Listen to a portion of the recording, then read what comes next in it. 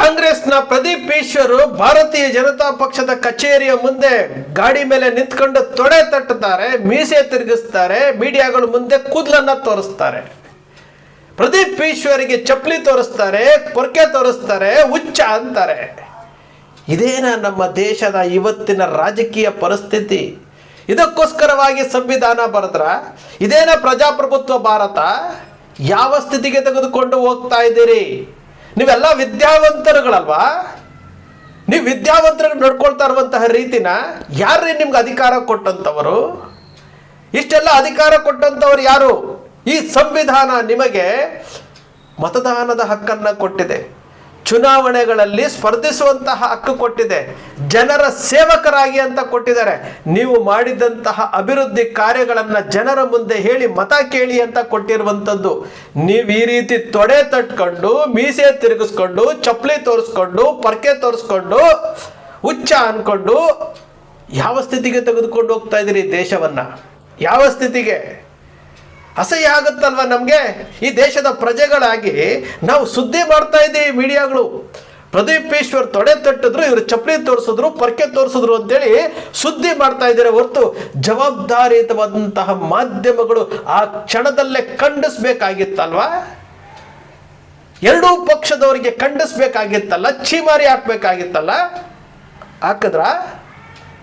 ನೀವು ಈ ರೀತಿಯಾಗಿ ನಿಸ್ಸಹಾಯಕರಾಗಿರೋದ್ರಿಂದಲೇ ಇವತ್ತು ರಾಜಕಾರಣಿಗಳು ಬೀದಿನಲ್ಲಿ ನಿಂತ್ಕೊಂಡು ಈ ರೀತಿ ತೊಡೆ ತಟ್ಟೋದು, ಮೀಸೆ ತಿರ್ಗಿಸೋದು, ಚಪ್ಪಲಿ ತೋರಿಸೋದು, ಪರ್ಕೆ ತೋರಿಸೋದು, ಹುಚ್ಚ ಅನ್ನೋದು ಈ ರೀತಿ ಆಗಿರುವಂಥದ್ದು. ಇದಕ್ಕೆಲ್ಲ ಕಾರಣ ನೀವು ಮೀಡಿಯಾಗಳವರೇ. ಯಾರಾಗ್ತಾರೆ ದಕ್ಷಿಣದಲ್ಲಿ? ಯಾರು ಶಾಸಕರು ಆಗ್ತಾರೆ?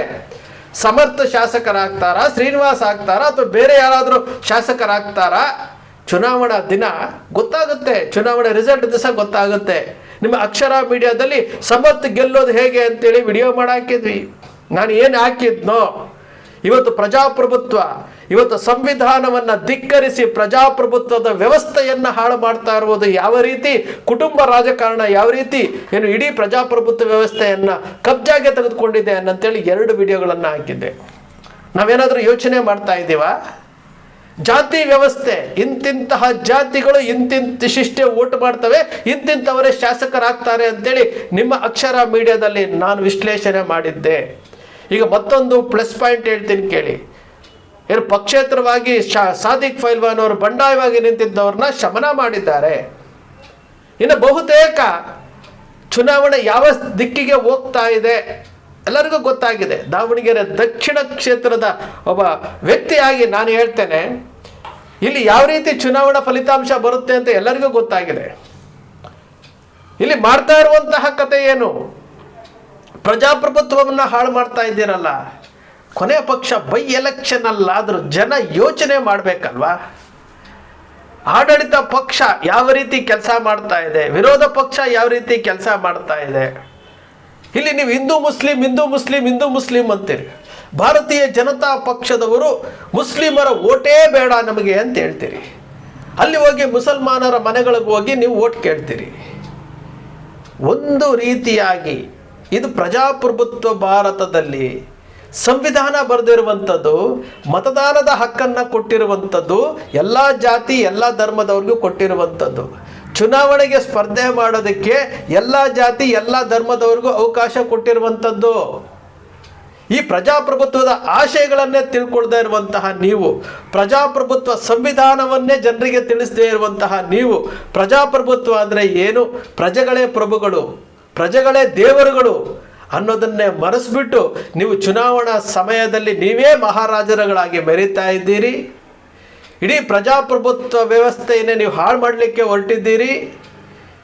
ಇವತ್ತಿನವರೆಗೂ ಸ್ವತಂತ್ರ ಬಂದು 78 ವರ್ಷ ಆಗ್ತಾ ಇದೆ. ಇವತ್ತಿನವರೆಗೂ ಸಂವಿಧಾನದಲ್ಲಿ ಏನಿದೆ ಅಂತೇಳಿ ಜನರಿಗೆ ತಿಳಿಸುವಂಥ ಕೆಲಸ ಮಾಡಿದ್ದೀರಾ?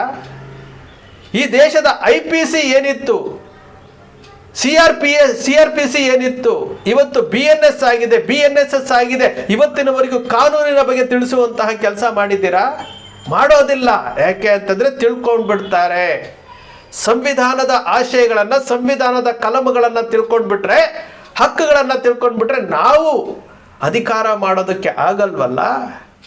ಬ್ರಿಟಿಷರ ಕಾಲದಲ್ಲಿ ಅವರಿಗೆ ಜೀತದಾಳಗಳಾಗಿದ್ದಂಥವರು ಭಾರತೀಯರು ಅವತ್ತು ಸ್ವಾಭಿಮಾನಿಗಳಾಗಿ ಸ್ವಾವಲಂಬಿಗಳಾಗಿ ಬ್ರಿಟಿಷರ ವಿರುದ್ಧ ಹೋರಾಟ ಮಾಡ್ತಾ ಇದ್ದಂಥವರು ಇವತ್ತು ರಾಜಕಾರಣಿಗಳಿಗೆ ಜೈ ಹುಜೂರ್ ಅನ್ಕೊಂಡು ಅವರು ಹೇಳ್ದ ಹಾಗೆ ಕೇಳ್ಕೊಂಡು ಅವರುಗಳನ್ನು ಗೆಲ್ಲಿಸೋದಕ್ಕೆ ಇವತ್ತು ಪ್ರಜೆಗಳು ಬ್ರಿಟಿಷರ ಕಾಲದಿಂದ ಅವತ್ತು ಸ್ವಾವಲಂಬಿಗಳಾಗಿದ್ದರು, ಸ್ವಾಭಿಮಾನಿಗಳಾಗಿದ್ದರು, ಇವತ್ತು ಪರಾವಲಂಬಿಗಳಾಗಿದ್ದೀರಿ.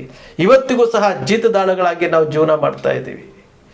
ಪ್ರಜಾಪ್ರಭುತ್ವ ವ್ಯವಸ್ಥೆಯನ್ನು ಹಾಳು ಮಾಡಿಬಿಟ್ಟು ಇವತ್ತು ರಾಜರ ಆಳ್ವಿಕೆಗಿಂತ ಕಡೆಯಾಗಿ ರಾಜಕಾರಣಿಗಳ ಆಳ್ವಿಕೆ ಆಗ್ತಾ ಇದೆ. ಇವತ್ತು ಇದು ಬೇಕೇನ್ರಿ? ಇದಕ್ಕೋಸ್ಕರ ಸ್ವತಂತ್ರ ಬೇಕಾಗಿತ್ತ ನಮಗೆ? ಇದಕ್ಕೋಸ್ಕರವಾಗಿ ಜಾತಿ ವ್ಯವಸ್ಥೆ, ಹಣದ ವ್ಯವಸ್ಥೆ, ಈ ರೀತಿ ಚುನಾವಣೆ ಗೆಲ್ಲಬೇಕಾ? ಇವತ್ತು ದಾವಣಗೆರೆ ದಕ್ಷಿಣ ಬಾಗಲಕೋಟೆ ಚುನಾವಣೆ ನಡೀತಾ ಇದೆಯಲ್ಲ, ಈ ಎರಡೂ ಪಕ್ಷಗಳನ್ನು ಧಿಕ್ಕರಿಸಿ KRS ಪಕ್ಷ ಇದೆ, ಆಮ್ ಆದ್ಮಿ ಪಕ್ಷ ಇದೆ, ನಮ್ಮ ದಾವಣಗೆರೆಯಲ್ಲಿ ಶ್ರೀಕಾಂತ್ ಅಂತ ಒಬ್ರು ಎಲ್ಲ ಚುನಾವಣೆಗಳಲ್ಲಿ ಸ್ಪರ್ಧೆ ಮಾಡ್ತಾರೆ, ಪ್ರಜಾಕೀಯದಿಂದ ಸ್ಪರ್ಧೆ ಮಾಡ್ತಾರೆ. ಒಂದು ನಿರ್ಧಾರ ಮಾಡಿ, ಯಾರಿಗಾದ್ರೂ ಒಬ್ರು ಬೇರೆಯವರಿಗೆ ಆಯ್ಕೆ ಮಾಡಿ, ಬೇರೆಯವ್ರನ್ನ ಆಯ್ಕೆ ಮಾಡಿ ನೋಡೋಣ. ಈ ದೇಶಕ್ಕೋಸ್ಕರವಾಗಿ, ದೇಶದ ಸಂವಿಧಾನ ಉಳಿಸೋದಕ್ಕೋಸ್ಕರವಾಗಿ, ಈ ದೇಶದ ಪ್ರಜಾಪ್ರಭುತ್ವವನ್ನು ಉಳಿಸೋದಕ್ಕೋಸ್ಕರವಾಗಿ ಈ ಎರಡೂ ಪಕ್ಷಗಳನ್ನು, ಮೂರು ಪಕ್ಷಗಳನ್ನು ಧಿಕ್ಕರಿಸಿ ಇವರು ಕೊಡಿ. ನಾನು ಮೊನ್ನೆನೂ ವಿಡಿಯೋದಲ್ಲಿ ಹೇಳಿದ್ದೀನಿ, ಇವತ್ತು ಅದೇ ಹೇಳ್ತಾ ಇದ್ದೀನಿ. ಇವತ್ತು ಕರ್ನಾಟಕದಲ್ಲಿ ಭ್ರಷ್ಟಾಚಾರದ ವಿರುದ್ಧ ದನಿ ಎತ್ತುತ್ತಾ ಇರುವಂತಹ KRS ಪಕ್ಷ ಇದೆ. ಆಮ್ ಆದ್ಮಿ ಪಕ್ಷದ ಮೇಲೆ ಇದ್ದಂತಹ ಕಳಂಕ ದೂರವಾಗಿ ಆಮ್ ಆದ್ಮಿ ಪಕ್ಷನೂ ಸಹ ಇವತ್ತು ಸ್ಪರ್ಧೆ ಮಾಡಿದೆ. ಕೊಡಿ, ಅವಕಾಶ ಕೊಡಿ. ಯಾತಕ್ಕೆ ಕೊಡೋದಿಲ್ಲ? ನಿಮಗೆ ದೇಶ ಮುಖ್ಯ ಅಲ್ವಾ? ದೇಶ ಮುಖ್ಯ ಅಲ್ಲ, ಸಂವಿಧಾನ ಮುಖ್ಯ ಅಲ್ಲ, ಪ್ರಜಾಪ್ರಭುತ್ವ ಮುಖ್ಯ ಅಲ್ಲ. ನಿಮಗೆ ರಾಜಕಾರಣಿಗಳು, ಕುಟುಂಬ ರಾಜಕಾರಣಿಗಳು ಹಣವನ್ನು ಹಂಚ್ತಾರೆ. ಎಲ್ಲವನ್ನೂ ನೋಡಿಕೊಂಡು ಯಾತಕ್ಕೋಸ್ಕರವಾಗಿ ಪ್ರಜಾಪ್ರಭುತ್ವ ವ್ಯವಸ್ಥೆಗೆ ಯಾಕೆ ಅಪಮಾನ ಮಾಡ್ತಾ ಇದ್ದೀರಿ? ಯೋಚನೆ ಮಾಡಿ. ಅವರು ಕೊಡುವಂತಹ ಏನು ಒಂದು ಓಟ್ಗೆ 1,000 ರೂಪಾಯಿ ಕೊಟ್ಬಿಡ್ತಾರಾ? 2 ವರ್ಷದಲ್ಲಿ ಎಷ್ಟು ಹಣ ಆಗ್ಬಿಡುತ್ತೆ? ಅವರು ಹಣ ಕೊಡ್ತಾ ಹೋದರೆ ಏನು, ಅವರು ಹಣ ಕೊಟ್ಟಿಲ್ಲ ಅಂದರೆ ನೀವು ಜೀವನ ಮಾಡೋದೇ ಇಲ್ವಾ? ನೀವು ಜೀವನ ಮಾಡ್ತಿರಲ್ಲ, ನೀವು ಕುಟುಂಬ ಸಲಹುತ್ತೀರಲ್ಲ. ಅವರು ನಿಮಗೆ ಹಣ ಕೊಟ್ಟು ಓಟ್ ಹಾಕಿಸ್ಕೊಳ್ತಾರೆ, ಅವರ ಋಣದಲ್ಲಿ ನೀವಿರ್ತೀರಿ. ಕೊಡಿ ಸ್ವಾಮಿ, ಪ್ರಜಾಪ್ರಭುತ್ವ ಉಳಿಸುವಂಥ ಕೆಲಸ ಮಾಡಿ, ದೇಶವನ್ನು ಉಳಿಸುವಂತಹ ಕೆಲಸ ಮಾಡಿ. ಯಾವತ್ತು ಜಾಗೃತರಾಗ್ತೀರಿ? ಹಿಂದೆ ಸೋಷಿಯಲ್ ಮೀಡಿಯಾ ಇರಲಿಲ್ಲ, ಫೇಸ್ಬುಕ್ ಇರಲಿಲ್ಲ, ವಾಟ್ಸಪ್ ಇರಲಿಲ್ಲ, ಇನ್ಸ್ಟಾಗ್ರಾಮ್ ಇರಲಿಲ್ಲ, ಯೂಟ್ಯೂಬ್ ಇರಲಿಲ್ಲ, ನಿಮಗೆ ಗೊತ್ತಾಗ್ತಿರ್ಲಿಲ್ಲ. ಸರಿ, ಇವತ್ತು ಅಂಗೈಯಲ್ಲಿ ಪ್ರತಿಯೊಬ್ಬರು ಮೊಬೈಲ್ನೆಲ್ಲ ತೀಡ್ತಾ ಕೂತಿರ್ತೀರಲ್ಲ, ಪ್ರತಿ ಸೆಕೆಂಡ್ಗೆ ಬರ್ತಾ ಇರ್ತದಲ್ಲ. ಪ್ರಜಾಪ್ರಭುತ್ವವನ್ನು ಯಾವ ರೀತಿ ಹಾಳು ಮಾಡ್ತಾ ಇದ್ದಾರೆ ಅನ್ನೋ ವಿಚಾರ ನಿಮಗೆ ಗೊತ್ತಿದೆಯಲ್ಲ. ಸಂವಿಧಾನವನ್ನು ಯಾತಕ್ಕೆ ರಚನೆ ಮಾಡಿದ್ರು ಅಂತ ನಿಮಗೆ ಗೊತ್ತಿಲ್ಲ, ನಿಮಗೆ ಹೇಳ್ಕೊಟ್ಟಿಲ್ಲ. ಈಗಲಾದರೂ ಎಚ್ಚೆತ್ಕೊಳ್ಳಿ. ಇಲ್ಲದ ಹೋದರೆ ಇಡೀ ದೇಶವನ್ನು ಏನು ಯಾವುದಾದ್ರೂ ವಿದೇಶಿಗರಿಗೆ ಮಾರ್ಬಿಡ್ತಾರ್ರಿ. 95 ರೂಪಾಯಿಗೆ ಹೋಗಿದ್ದಾರೆ ಡಾಲರು, 95 ರೂಪಾಯಿಗೆ ಹೋಗಿದೆ ಡಾಲರು. 215 ಲಕ್ಷ ಕೋಟಿಗೆ ಹೋಗಿದ್ದಾರೆ ವಿದೇಶಿ ಸಾಲ. ಮಾರ್ಬಿಡ್ತಾರೆ. ಧಿಕ್ಕರಿಸಿ. ಇಲ್ಲಿ ಪ್ರಜಾಪ್ರಭುತ್ವವನ್ನು ಎತ್ತಿಡಿಬೇಕು ಅಂತಂದ್ರೆ ನೀವೇ ಪ್ರಜೆಗಳೇ ಪ್ರಭುಗಳು. ನೀವು ಎಚ್ಚೆತ್ಕೊಡ್ಲಿಲ್ಲ ಅಂತಂದ್ರೆ, ನೀವು ಜಾಗೃತರಾಗಲಿಲ್ಲ ಅಂತಂದ್ರೆ ಬೇರೆ ಯಾರು ಜಾಗೃತರಾಗ್ತಾರೆ? ಉಳಿಸ್ಬೇಕಾದಂಥವ್ರು ನೀವೇ. ಕಣದಲ್ಲಿ ಬಹಳಷ್ಟು ಜನ ಇದ್ದಾರೆ. ಧಿಕ್ಕರಿಸಿ. ಯಾರಿಗೂ ಬೇಡ ಅಂತಂದ್ರೆ ಸಾರಾಸಗಟಾಗಿ ನೋಟ ಹೊಡಿರಿ. ಇವ್ರಿಗೆ ಬುದ್ಧಿ ಕಲಿಸ್ಬೇಕು, ಇವ್ರಿಗೆ ಪಾಠ ಕಲಿಸ್ಬೇಕು ಅಂತಂದ್ರೆ ನೋಡಿ, KRS ಪಕ್ಷ, ನಾನು ನೇರವಾಗಿ ಹೇಳ್ತೀನಿ, ಒಂದು ಉತ್ತಮವಾದಂತಹ ಪಕ್ಷವಾಗಿ ಇವತ್ತು ಆ ಪಕ್ಷ ಎಲ್ಲ ಒಂದು ಕಡೆ ಭರವಸೆಯನ್ನು ಮೂಡಿಸ್ತಾ ಇದೆ. ಆಮ್ ಆದ್ಮಿ ಪಕ್ಷ, ನಾನು ಹೇಳಿದ್ನಲ್ಲ, ಶ್ರೀಕಾಂತ್ ಅನ್ನೋರು, ಭಾಳಷ್ಟು ಜನ ಪಕ್ಷೇತರು ಭಾಳ ಬೇಳೆ ಇದ್ದಾವೆ. ಎಲ್ಲದರ ಬಗ್ಗೆ ಯೋಚನೆ ಮಾಡಿ. ಇವರು ಯಾರೂ ಬೇಡ ನನಗೆ ಅಂತಂದರೆ ಒಂದು ಪಾಠ ಕಲಿಸೋದಕ್ಕೋಸ್ಕರವಾಗಿ ನೋಟ ಅನ್ನೋ ಲಿಂಕ್, ಒಂದು ಬಟನ್ ಇದೆಯಲ್ಲ, ದೇಶವನ್ನು ಉಳಿಸಿ ಅಂತ ಅಭಿಯಾನ, ಪ್ರಜಾಪ್ರಭುತ್ವ ಉಳಿಸಿ ಅನ್ನೋ ಅಭಿಯಾನ, ಪ್ರಜಾಪ್ರಭುತ್ವ ಉಳಿಸಿ, ಸಂವಿಧಾನ ಉಳಿಸಿ, ದೇಶವನ್ನು ಉಳಿಸಿ ಅನ್ನೋ ಅಭಿಯಾನ ಮಾಡುವಂತಹ ಪರಿಸ್ಥಿತಿಗೆ ಇವತ್ತು ನಾವು ತಲುಪಿದ್ದೀವಿ. ಎಚ್ಚೆತ್ಕೊಳ್ಳಿ. ದೇಶವನ್ನು ಉಳಿಸಿ. ಹಣವಂತರು ಹೇಗೆ ಬೇಕಾದರೂ ಚುನಾವಣೆಯನ್ನು ಮಾಡ್ತಾರೆ, ಹೇಗೆ ಬೇಕಾದರೂ ಮಾಡ್ತಾರೆ. ಯಾವ್ಯಾವ ರೀತಿ ಬೆಳವಣಿಗೆಗಳು ನಡೀತಾ ಇದ್ದಾವೆ, ಏನೇನು ಆಗುತ್ತೆ, ಜಾತಿ ವ್ಯವಸ್ಥೆಯಲ್ಲಿ ಯಾವ ರೀತಿ ಓಟುಗಳನ್ನು ಪಡಿತಾರೆ, ಯಾವ ರೀತಿ ಸಮರ್ಥ ಗೆಲ್ತಾರೆ ಅನ್ನೋ ವಿಡಿಯೋವನ್ನು ನಾನೇ ಮಾಡಿದ್ನಲ್ಲ.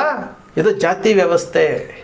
ದೇಶವನ್ನು ಉಳಿಸ್ಬೇಕು, ಪ್ರಜಾಪ್ರಭುತ್ವವನ್ನು ಉಳಿಸ್ಬೇಕು, ಸಂವಿಧಾನವನ್ನು ಉಳಿಸ್ಬೇಕು ಅಂತಂದರೆ ಕ್ಷೇತ್ರದ ಮತದಾರರು ಯೋಚಿಸ್ಬೇಕ್ರಿ, ಪಾಠ ಕಲಿಸ್ಬೇಕು ಅಂತಂದರೆ ಈ ಯಾರು ರಾಷ್ಟ್ರೀಯ ಪಕ್ಷಗಳು ಮತ್ತು ಹೊಂದಾಣಿಕೆ ಮಾಡ್ಕೊಂಡಿರುವಂಥ ಮೈತ್ರಿ ಮಾಡ್ಕೊಂಡಿರುವಂಥ JDS ಪಕ್ಷಗಳು ಈ ಮೂರೂ ಪಕ್ಷಗಳನ್ನು ಧಿಕ್ಕರಿಸಿ ಹೊಸಬರಿಗೆ ಕೊಡಿ ನೋಡೋಣ. ನನ್ನ ಆಯ್ಕೆ, ನಾನು ನೇರವಾಗಿ ಹೇಳ್ತೀನಿ, ನನ್ನ ಆಯ್ಕೆ KRS ಪಕ್ಷ ಅಂತ ಹೇಳ್ತೀನಿ, ಆಮ್ ಆದ್ಮಿ ಪಕ್ಷ ಅಂತ ಹೇಳ್ತೀನಿ, ಅಥವಾ ಶ್ರೀಕಾಂತನ್ನ ದಾವಣಗೆರೆ ಎಲ್ಲ ಚುನಾವಣೆಯಲ್ಲಿ ಸ್ಪರ್ಧೆ ಮಾಡ್ತಾರೆ, ಆಯ್ಕೆ ಇದೆ. ಈ ಮೂರು ಜನರು ಸೋಷಿಯಲ್ ಮೀಡಿಯಾದಲ್ಲಿ ಆಕ್ಟಿವ್ ಇದ್ದಾರೆ. ನಾವು ಯೋಚಿಸಬೇಕಾದಂತಹ ಸಮಯ, ಯೋಚಿಸಬೇಕಾದಂತಹ ಈ ಸಮಯದಲ್ಲಿ ನಾವು ಏನು ಯೋಚಿಸಬೇಕು, ಯಾವುದ್ರ ಬಗ್ಗೆ ಮಾಡ್ಕೋಬೇಕು. ಯಾಕಂದರೆ ನಮ್ಮ ಮನೆ ಹೊತ್ತಿ ಹುರಿತಾ ಇದೆ, ಬೆಂಕಿ ಬಿದ್ದಿದೆ. ಸಂಪೂರ್ಣ ಸುಟ್ಟು ಹೋಗೋಕ್ಕಿಂತ ಮುಂಚೆ, ಈ ರಾಜಕಾರಣದ ಬೆಂಕಿಯಲ್ಲಿ ಸುಟ್ಟು ಹೋಗುವಂತಹ ಮುಂಚೆ ಭಾರತವನ್ನು ಉಳಿಸ್ಬೇಕು, ಭಾರತದ ಪ್ರಜಾಪ್ರಭುತ್ವವನ್ನು ಉಳಿಸ್ಬೇಕು, ಭಾರತದ ಸಂವಿಧಾನವನ್ನು ಉಳಿಸ್ಬೇಕು ಅನ್ನೋದಾದರೆ ಈ ಚುನಾವಣೆಯಲ್ಲಿ, ಈ ಬೈ ಎಲೆಕ್ಷನ್ ಆಗ್ಬೋದು, ಮುಂದಿನ ಚುನಾವಣೆಗಳಾಗ್ಬೋದು, ತಕ್ಕದಾದಂತಹ ಪಾಠ ಕಲಿಸ್ಬೇಕಾಗುತ್ತಲ್ಲ. ನೋಟ್ ಬ್ಯಾನ್ ಮಾಡಿಬಿಟ್ವಿ, ಕಪ್ಪು ಹಣಗಳನ್ನೆಲ್ಲ ನಾವು ಹೊರ ತೆಗೆದುಬಿಟ್ವಿ ಅಂತ ಹೇಳುವಂತಹ ಪ್ರಧಾನಮಂತ್ರಿಗಳು ಇವತ್ತು ಒಂದು ಓಟಿಗೆ 5,000 ರೂಪಾಯಿವರೆಗೂ ಕೊಡ್ತಾರೆ ಅಂತಂದರೆ ನಾವು ಅರ್ಥ ಮಾಡ್ಕೊಳ್ಬೇಕಲ್ವಾ ಈ ದೇಶದ ಪರಿಸ್ಥಿತಿ ಯಾವ ಸ್ಥಿತಿಗೆ ಹೋಗ್ತಾ ಇದೆ ಅಂತೇಳಿ. ಸ್ನೇಹಿತರೆ, ನಿಮ್ಮ ಅಕ್ಷರ ಮೀಡಿಯಾ ಯಾವತ್ತಿಗೂ ಸಹ ಸೃಷ್ಟಿ ಮಾಡೋದಿಲ್ಲ, ಕಲ್ಪನೆ ಮಾಡೋದಿಲ್ಲ, ವಾಸ್ತವದ ವಿಚಾರವನ್ನು ವಿಶ್ಲೇಷಣೆ ಮಾಡುತ್ತೆ. ನಿಮ್ಮ ಅಕ್ಷರ ಮೀಡಿಯಾದ ವಿಶ್ಲೇಷಣೆ ನಿಮ್ಗೆ ಇಷ್ಟ ಆಯಿತು ಅಂದರೆ ಸಬ್ಸ್ಕ್ರೈಬ್ ಆಗಲಿಲ್ಲ ಅಂದರೆ ಸಬ್ಸ್ಕ್ರೈಬ್ ಮಾಡ್ಕೊಳ್ಳಿ, ಪಕ್ಕದಲ್ಲಿ ಕಾಣುವಂಥ ಬೆಲ್ ಐಕಾನ್ ಪ್ರೆಸ್ ಮಾಡಿ, ಶೇರ್ ಮಾಡಿ, ಪ್ರೋತ್ಸಾಹ ನೀಡಿ.